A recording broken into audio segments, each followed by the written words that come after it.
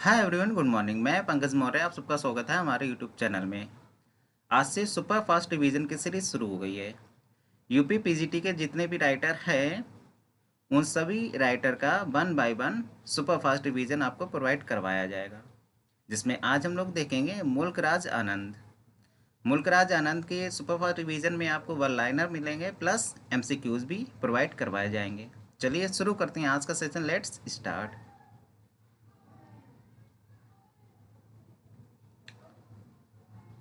मुल्क राज आनंद is often referred to as the Charles Dickens of India. मुल्क राज आनंद को refer किया जाता है चार्ल्स डिकेंस ऑफ इंडिया के रूप में। गांधी जी ने डायरेक्टली कहा है मुल्क राज आनंद को दरिद्र नारायण। दरिद्र नारायण का मतलब होता है गॉड ऑफ द पुअर या God appearing in the hearts of the poor, मतलब गरीबों के भगवान या गरीबों के दिल में भगवान। ये मतलब होता है दरिद्र नारायण का। और महात्मा गांधी जी ने मुल्क राज आनंद को कहा है दरिद्र नारायण, और मुल्क राज आनंद को कहा जाता है चार्ल्स डिकेंस ऑफ इंडिया। आगे देखिए, Mulk Raj Anand is indeed renowned for his realistic fiction. Mulk Raj आनंद अपने रियलिस्टिक फिक्शन के लिए जाने जाते हैं। मुल्क राज आनंद completed his PhD in philosophy at University College London under the supervision of Professor G. Davis Hicks। मुल्क राज आनंद ने कंप्लीट की अपनी पीएचडी की डिग्री फिलॉसफी में यूनिवर्सिटी कॉलेज लंदन से, और जी डेविस हिक्स के सुपरविजन में इन्होंने कंप्लीट की अपनी डिग्री। ये मेन पॉइंट है जो इसको याद रखिएगा। मुल्क राज आनंद अपने रियलिस्टिक फिक्शन के लिए जाने जाते हैं और इन्होंने कंप्लीट किया पीएचडी फिलॉसफी में यूनिवर्सिटी कॉलेज लंदन में। किसके सुपरविजन में? Supervision of professor G Davies Hicks के सुपरविजन में इन्होंने कंप्लीट की है। Mulk Raj Anand did fall in love with irony. Mulk Raj आनंद प्यार में पड़ गए थे, आयरनी के प्यार में पड़ गए थे। जो आयरनी है वो डॉटर है, daughter of a Welsh professor, मतलब प्रोफेसर की डॉटर है irony. While studying for his PhD in philosophy, जब ये स्टडी कर रहे थे पीएचडी की, उस टाइम के दौरान ये आयरनी के प्यार में गिर गए थे। आयरनी फिलॉसफी की स्टूडेंट नहीं थी, वो एक पेंटर थी। नेक्स्ट पॉइंट देखिए, Mulk Raj Anand did interact with the Bloomsbury group during his time in England. Mulk Raj Anand interact हुए ब्लूम्सबरी ग्रुप के साथ। इन ग्रुप के साथ जब इंटरेक्ट हुआ है, उस इसी ग्रुप में इन्वॉल्व थे M Forster, T S. Eliot, Virginia and Leonard Woolf. तो ये परिचित हुए इन राइटर्स से भी। एम फॉस्टर से परिचित हुए, टी.एस. इलियट से परिचित हुए, वर्जीनिया वुल्फ या लियोनार्ड वुल्फ से परिचित हुए जब इन्होंने इंटरेक्ट किया था ब्लूम्सबरी ग्रुप के साथ। These interaction as documented in his book conversations in Bloomsbury. और ये ऐसा डॉक्यूमेंट इन्होंने अपने बुक में दिखाया है। बुक का नाम है कन्वर्सेशंस इन ब्लूम्सबरी। तो ये बुक का नाम भी याद रखिएगा, कन्वर्सेशंस इन ब्लूम्सबरी। ये बुक है किसकी? तो मुल्क राज आनंद की है। नेक्स्ट पॉइंट देखिए, Mulk Raj Anand was married twice. 2 बार आनंद ने मैरिज की थी। His first marriage was to Kathleen Van Gelder in 1938। इनकी पहली शादी हुई थी कैथलीन वैन गेल्डर से 1938 में। Second marriage was to Shirin Vajifdar in 1950, Parsi classical dancer. इनकी सेकंड जो मैरिज हुई थी वो हुई थी श्रीन वाजिफदार से, हुई थी 1950 में, जो कि एक क्लासिकल डांसर थी। He had a daughter named Sushila from his first marriage. इनकी जो फर्स्ट मैरिज हुई थी कैथलीन वैन गेल्डर से, इनसे एक डॉटर हुई थी जिसका नाम था सुशीला। तो शादी याद रखिएगा, जो फर्स्ट मैरिज हुई थी 1938 में कैथलीन वैन गेल्डर से, और सेकंड मैरिज हुई थी श्रीन वाजिफदार से 1950 में। Mulk Raj Anand earn his PhD in philosophy from Cambridge University in 1929। और इन्होंने डिग्री प्राप्त की, पीएचडी डिग्री प्राप्त की फिलॉसफी में कैम्ब्रिज यूनिवर्सिटी से 1929 में। His doctoral dissertation focus on the philosophy of Bertrand Russell and the English empiricist. और इन्होंने जो पीएचडी की डिग्री प्राप्त की है वो फिलॉसफी में प्राप्त किया, फिलॉसफी ऑफ बर्ट्रैंड रसल की फिलॉसफी में इन्होंने फोकस किया था। तो नाम याद रखिएगा, बर्ट्रैंड रसल की फिलॉसफी में इन्होंने फोकस किया था अपनी पीएचडी डिग्री में। He spend World War second working as a script writer for the BBC in London where he became a friend of George Orwell. और इन्होंने अपना समय स्पेंड किया है वर्ल्ड वॉर सेकेंड में, और उस दौरान इन्होंने काम किया है एज अ स्क्रिप्ट राइटर के रूप में for BBC in London. BBC के लिए इन्होंने स्क्रिप्ट राइटर के रूप में काम किया है वर्ल्ड वॉर सेकेंड के दौरान लंदन में, जहाँ पे इनकी मुलाकात हुई है, इनके फ्रेंड बने हैं George Orwell. Mulk Raj Anand did contribute to T S. Eliot's literary magazine. और मुल्क राज आनंद ने योगदान दिया है टी.एस. इलियट की लिटरेरी मैगजीन द क्राइटेरियन में भी। E.M. Foster, who later wrote the introduction to Anand's famous novel Untouchable. ये पॉइंट याद रखिएगा, E.M. फॉस्टर ने बाद में इंट्रोडक्शन लिखा था इनकी नॉवेल अनटचेबल का। तो अनटचेबल का इंट्रोडक्शन किसने लिखा था? E.M. फॉस्टर ने लिखा था, याद रखिएगा। मुल्क राज आनंद डिड को found the art and culture magazine मार्ग। ये मार्ग मैगजीन भी इन्होंने फाउंड की थी मुल्क राज आनंद ने 1946 में। It was initially called the modern architectural research group. जो मार्ग है, मार्ग का फुल नेम है modern architectural research and group, ये मार्ग का फुल नेम है। आनंद 1946 book apology for heroism an essay in search of faith explore his personal value and experience. ये बुक का नाम रखिएगा, याद रखिएगा, मुल्क राज आनंद की बुक है apology for heroism and essay in search of faith, 1946 में आई थी, जो कि इनके पर्सनल वैल्यूज एंड एक्सपीरियंस पर बेस है। Mulk Raj Anand received several prestigious awards throughout his career. Mulk Raj Anand ने अपने पूरे करियर में बहुत सारे अवार्ड्स जीते हैं, जिसमें इंक्लूड है the international peace prize from the world peace council in 1952, the Padma Bhushan in 1967, the Sahitya Akademi award in 1971। तो याद रखिएगा, द इंटरनेशनल पीस प्राइज इनको मिला था 1952 1952 में वर्ल्ड पीस काउंसिल से, और पद्म विभूषण मिला है 1967 में, 1967 में। साहित्य अकेडमी अवार्ड मिला है 1971 में। He was also honoured with the Leverhulme fellowship in the UK. UK से इनको एक फेलोशिप भी मिली है, Leverhulme fellowship, and received honorary degree doctor of letters.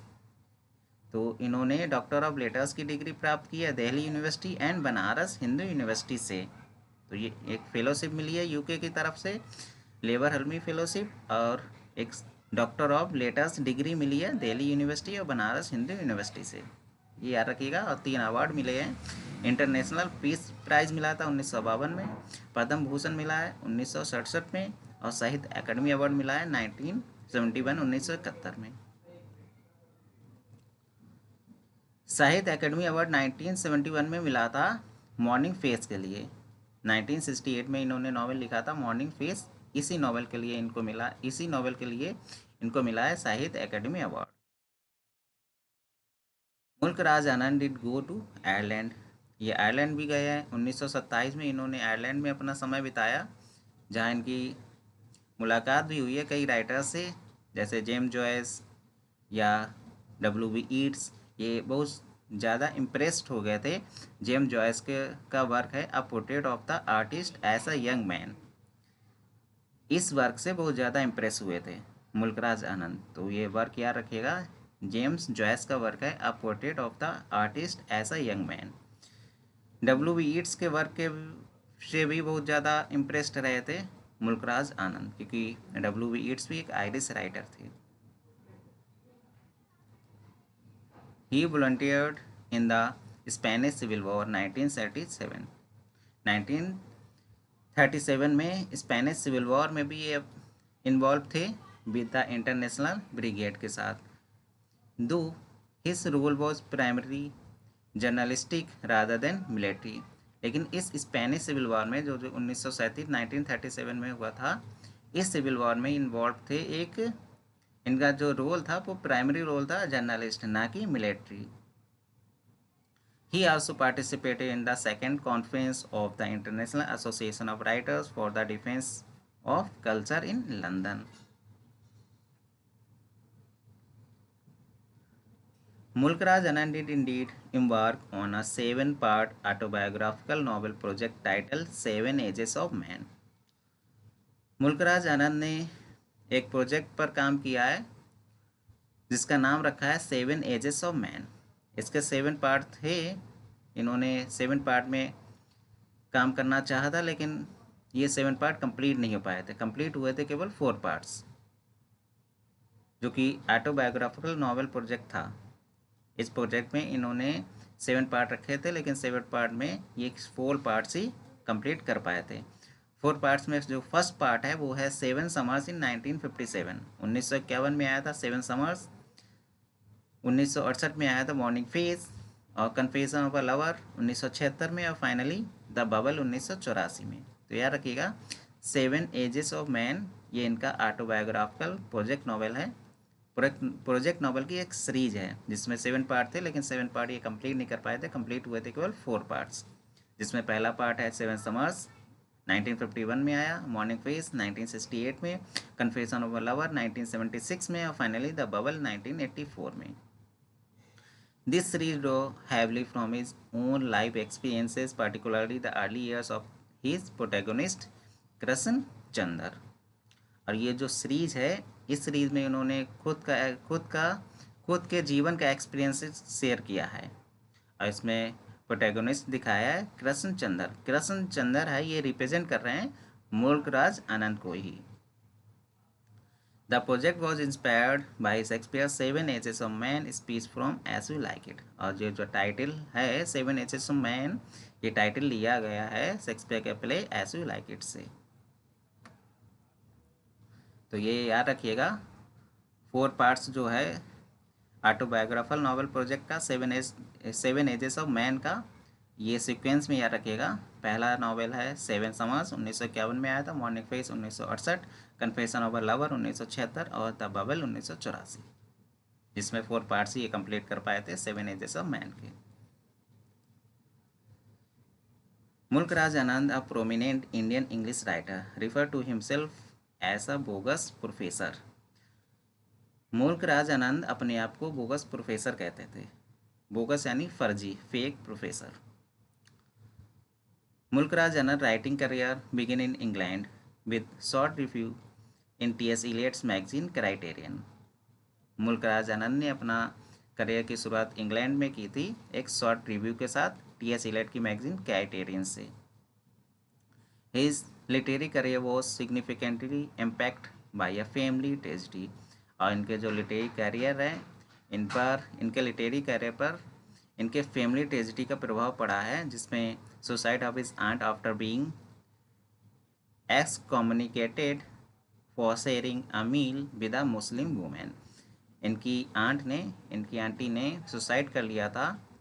समाज से उनको बहिष्कृत कर दिया गया था, क्योंकि उन्होंने एक मुस्लिम वुमेन के साथ अपना खाना शेयर कर लिया था। इस कारण उनकी आंट को समाज से बहिष्कृत कर दिया गया था। उसके बाद उनकी आंट ने सुसाइड कर लिया था। This event inspired his first prose essay and later his first novel Untouchable. और ये जो इवेंट है, इस इवेंट ने उनको प्रेरित किया है। उन्होंने फर्स्ट प्रोज एसे लिखा है, उसके बाद में इन्होंने फर्स्ट नॉवेल लिखा है अनटचेबल। और अनटचेबल का जो इंट्रोडक्शन है वो लिखा है एम फॉस्टर ने। अब एमसीक्यू है, in what way does morning face share similarities with Raja Rao, the serpent and the rope.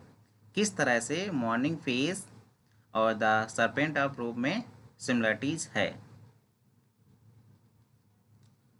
Option A में both novels focus on a detached, objective narrative style. या option B, both novels explore theme of self-discovery and spiritual awakening. Option C, both novels are set in specific historical and political context. या option D, both novels are characterized by their straightforward, realistic prose. जो राजा राव का novel है the serpent and the rope और मुल्कराज आनंद का novel है morning face, इन दोनों novel में किस तरह से सिमिलरिटी है ये आपको बताना है।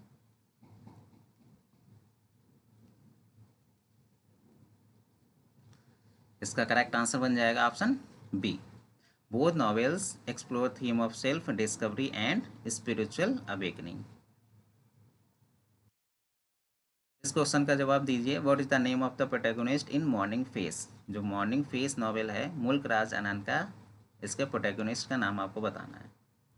लल्लू, बक्खा, कृष्ण या मुन्नू। इसका करेक्ट आंसर हो जाएगा ऑप्शन सी, कृष्ण चंद्र। ये प्रोटैगोनिस्ट है मॉर्निंग फेस के, और मॉर्निंग फेस के लिए इनको साहित्य अकेडमी अवार्ड मिला था 1971 में। अब देखिए नेक्स्ट पॉइंट देखिए, morning face by Mulk Raj Anand is the second novel in इस autobiographical series seven ages of man. इनकी ऑटोबायोग्राफिकल सीरीज है जिसका नाम है सेवन एजेस ऑफ मैन। इस सीरीज का सेकेंड नॉवेल है मॉर्निंग फेस। प्रोटैगोनिस्ट आया है कृष्ण चंद्र। यह एक fictional representation of Anand himself, मतलब कृष्ण चंद्र ये करेक्टर है, फिक्शनल करेक्टर है, ये रिप्रेजेंट कर रहा है मुल्कराज आनंद को, जिसमें इन्होंने फोकस दिया है on the early life of the protagonist Krishna Chandra up to the age of 15, मतलब 15 साल की उम्र तक का इन्होंने जीवन दिखाया है कृष्ण चंद्र का। Anand writing Morning Face is known for its personalized and engaging narrative style, drawing on his own experiences. और मॉर्निंग फेस है वो जानी जाती है अपने personalised and engaging narrative style के लिए, drawing on his own experience, जिसमें इन्होंने अपने खुद का एक्सपीरियंस दिखाया है। द बिग हार्ट ये भी नॉवेल है मुल्कराज आनंद का, 1945 में लिखा गया है। The theme of the novel is conflict between the hereditary copper-smiths and the capitalist. जो नॉवेल है द बिग हार्ट, इसकी जो थीम है ये थीम है conflict between the hereditary copper-Smiths and the capitalist. तो इनका कॉन्फ्लिक्ट दिखाया गया है द बिग हार्ट नॉवेल में, 1945 में आया है। इस नॉवेल के करेक्टर की बात करें तो अनंता, जानकी, पूरन सिंह भगत और सत्यपाल। जो अनंता होती है, अनंता एक copper smith who return from Bombay, Janki a young widow and the TB patient, एक टीबी की मरीज रहती है जानकी, पूरन सिंह भगत ये पोएट रहते हैं और सत्यपाल ये स्टूडेंट लीडर हैं। तो करेक्टर का नाम रखिएगा, कौन सा करेक्टर किस नॉवेल में आए हैं। इस क्वेश्चन का आंसर बताइए। Seven summers is the first part of which larger autobiographical series by Mulk Raj Anand. तो सेवन समर्स है ये फर्स्ट पार्ट है। अब आपको बताना है कि इसका फर्स्ट पार्ट है द कुली का, the private life of an Indian Prince का, सेवन एजेस ऑफ मैन का, अनटचेबल का। अभी लास्ट पॉइंट में ही हम लोगों ने डिस्कस किया है। इसका करेक्ट आंसर हो जाएगा option C, seven ages of man का फर्स्ट पार्ट है सेवन समर्स। इस क्वेश्चन का आंसर बताइए, which of the following best describe the nature of the novel seven summers. इसमें कौन सा ऑप्शन है जो सेवन समर्स को बेस्ट रूप से डिस्क्राइब कर रहा है। ऑप्शन ए में है historical fiction set in ancient India, option B fictionalized account of the author's own childhood experiences, option C a social commentary on the British Raj, या option D a romantic tragedy। इसका correct answer हो जाएगा option B, a fictionalized account of the author's own child experiences। इस novel में author के खुद के बचपन का एक्सपीरियंसेस दिखाया गया है। मुल्कराज आनंद के टू शॉर्ट्स नॉवेल है, जिसमें पहला है lament on death of a masters of arts, दूसरा है डेथ ऑफ अ हीरो। ये दो शॉर्ट नॉवेल्स है, पहला है lament on the death of a masters of arts, death of a hero. जो lament on the death of a masters of arts है explore the futility of the education system, जबकि death of a hero है ये focus कर रही है on the historical event of the Indo Pak conflict and the sacrifice of Maqbool Sherwani. मतलब जो मकबूल शेरवानी के सेक्रीफाइस को दिखाया गया है डेथ ऑफ अ हीरो में। तो ये दो शॉर्ट नॉवेल है, याद रखिएगा, lament on the death of a masters of arts, death of a hero. Lament on the death of a master of arts, connection to Anand other works. ये जो novel है मुल्क राज आनंद का, इसका कनेक्शन है अदर वर्क्स के साथ। It's considered part of a trilogy of a single day stories along with Untouchable and Big Heart. Death of a hero, Maqbool Sherwani is a real life figure whose story is fictionalised in the novel.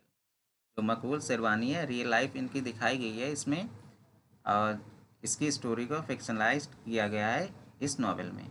The novel is set, इसकी setting रखी गई है backdrop of the Indo Pak conflict and the invasion of Kashmir, fictionalising the historical event of Maqbool Sherwani sacrifice. जो मकबूल शेरवानी के sacrifice को दिखाया गया है डेथ ऑफ अ हीरो में, याद रखिएगा। Reflection on a white elephant, ये भी नॉवेल है मुल्क राज आनंद का।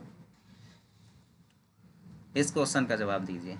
विच novel is part of the Mulk Raj Anand seven ages of man series. इसमें के कौन सा ऑप्शन है जो seven ages of man series का पार्ट है। सेवन एजेस ऑफ मैन का कौन सा ऑप्शन पार्ट है। अनटचेबल है, the bubble, Coolie, the private life of Indian Prince.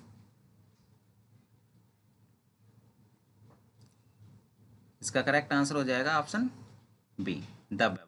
The bubble इस सीरीज का फाइनल नॉवेल है। Seven ages of man autobiographical autobiographical novel series है, और इस सीरीज का फाइनल पार्ट है द बबल। इस क्वेश्चन का जवाब बताइए। What is the setting of the bubble. The bubble की सेटिंग कहाँ पे रखी गई है, इंडिया में, इंग्लैंड में, यूनाइटेड स्टेट्स या कनाडा।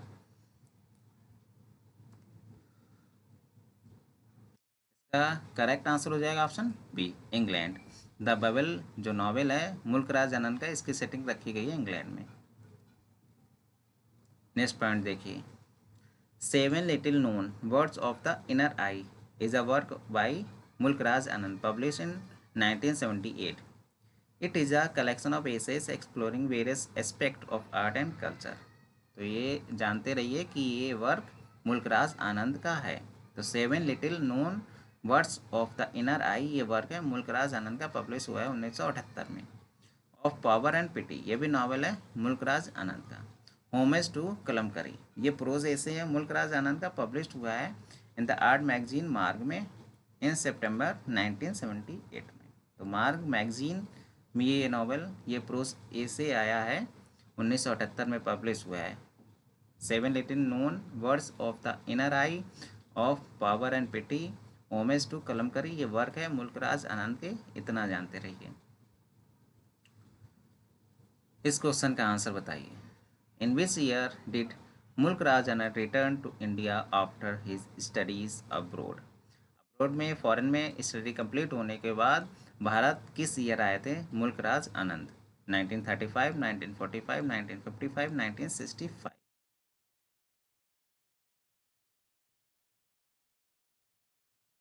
इसका करेक्ट आंसर हो जाएगा ऑप्शन बी, 1945 में भारत वापस आए थे मुल्क Raj Anand. Mulk Raj Anand writing style is known for its. जो मुल्क राज आनंद की राइटिंग स्टाइल है किस लिए जानी जाती है।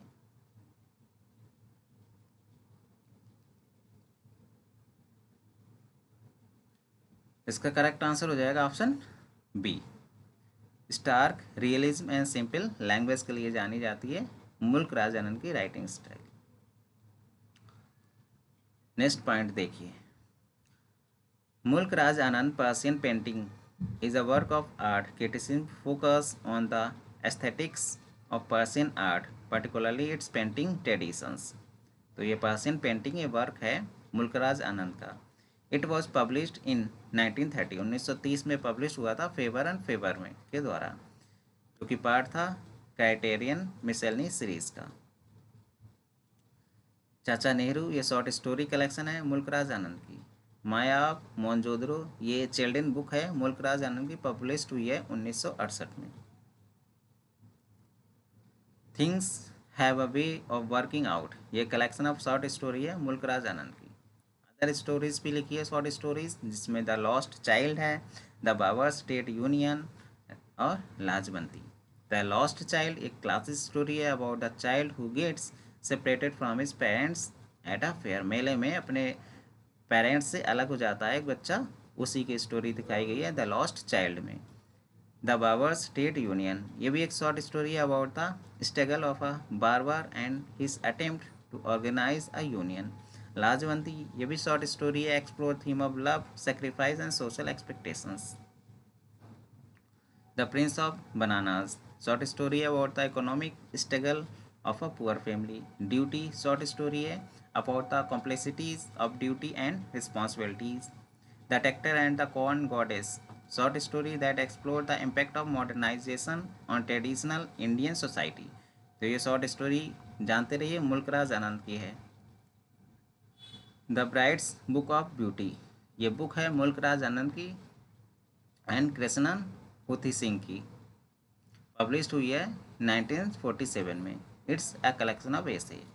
The old women and the cow इसको जाना जाता है गौरी नाम से भी। ये नॉवेल है मुल्कराज आनंद का, पब्लिश हुआ है 1960 में। तो याद रखिएगा the old women and cow Mulk Raj Anand का नॉवेल है और इस नॉवेल को जाना जाता है गौरी नाम से भी और पब्लिश्ड हुआ है 1960 में।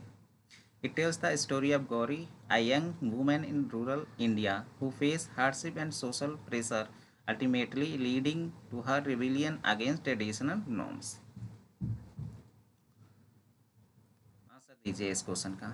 What is the key theme explored in The Old Woman and the Cow?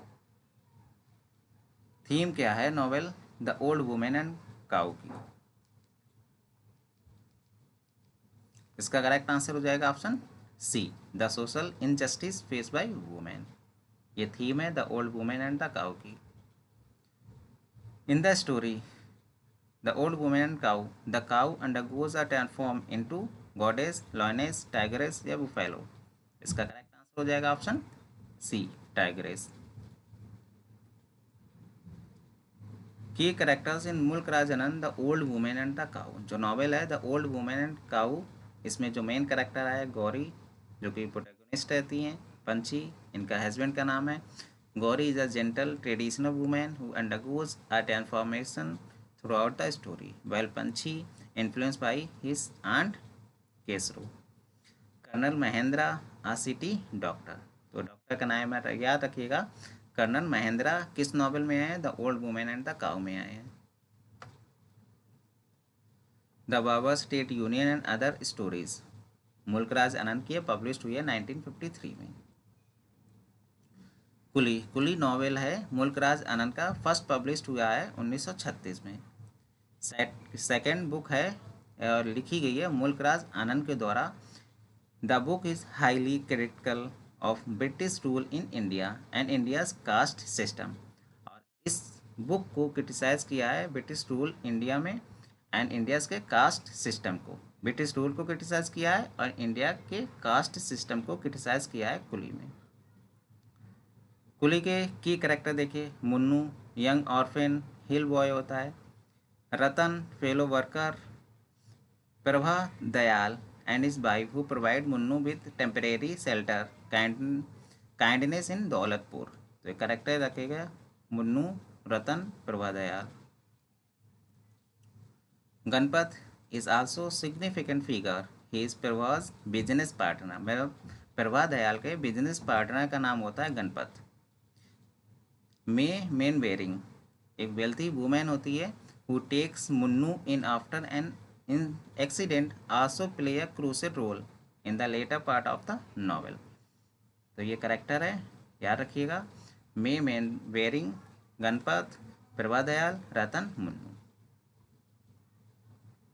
Untouchable novel है मुल्कराज आनंद का, पब्लिश्ड हुआ है 1935 में।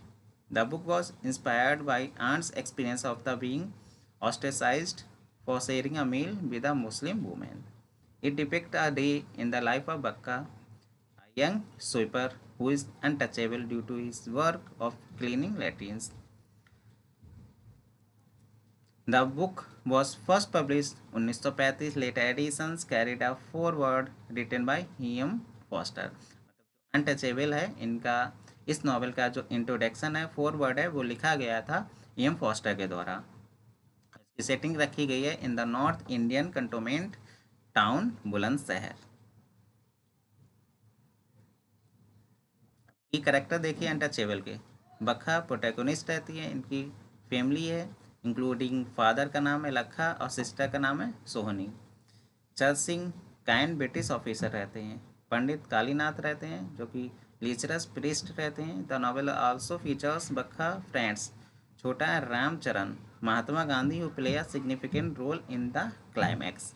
इस नॉवेल का जो क्लाइमैक्स है, इस क्लाइमैक्स में महात्मा गांधी एक इम्पॉर्टेंट रोल प्ले करते हैं. इन मुल्क राज आनंद अनटचेबल में करेक्टर आया R.N. Bashir. Is a British educated Muslim Indian lawyer. तो मुस्लिम इंडियन लॉयर का नाम है R.N. Bashir. Iqbal Nath Sasar is a young progressive poet who offer a solution to the problem of untouchability. तो अनटचेबिलिटी की प्रॉब्लम है उसका सॉल्यूशन देता है इकबाल नाथ सासर. इंडिया स्पीक्स ये प्ले है मुल्कराज आनंद का और इसको फर्स्ट प्रोड्यूस किया गया था लंदन में 1943 में. तो ये प्ले का नाम याद रखिएगा, मुल्कराज आनंद का प्ले है इंडिया स्पीक्स. तो ये करेक्टर अनटचेबल के है R.N. बशीर, इकबाल नाथ सासर, बखा लखा फादर का नाम है, सोनी सिस्टर का नाम है, चरत सिंह ब्रिटिश ऑफिसर होते हैं, लेक्चरर प्रीस्ट कालीनाथ रहता है, छोटा है रामचरण और महात्मा गांधी एक सिग्निफिकेंट रोल निभाते हैं इस प्ले के क्लाइमैक्स में.